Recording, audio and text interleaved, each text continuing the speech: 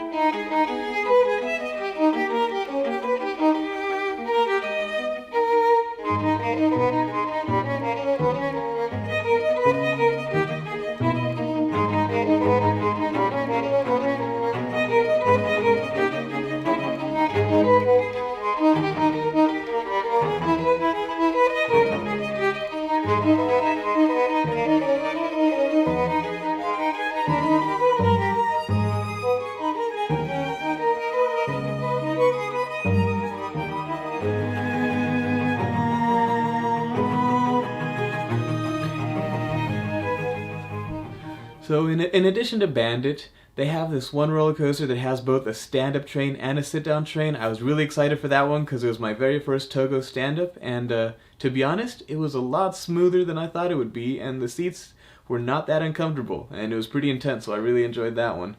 They also had a kiddie coaster, but to be honest, it wasn't until the second half of our trip that we got to the best part of the park. And in my opinion, that is the whole indoor section.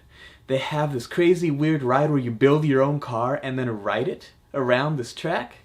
They have this indoor spinning coaster themed to fashion where you like put clothes on this little like virtual bear thing and it follows you around the track.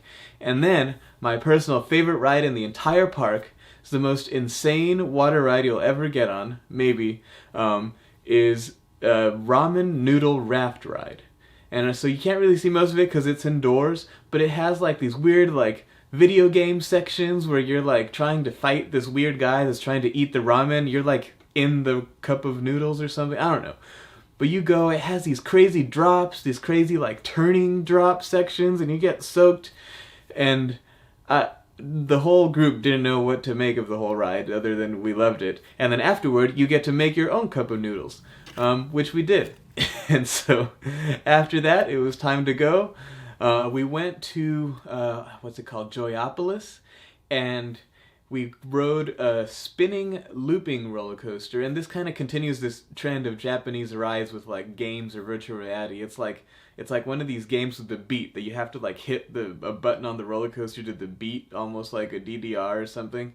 And then so you play the game for like most of the ride, and then it launches you out, and then you go do like a little inline twist and some turns, and then you make it back to the station. So that was pretty fun. I rode it like 2 or 3 times.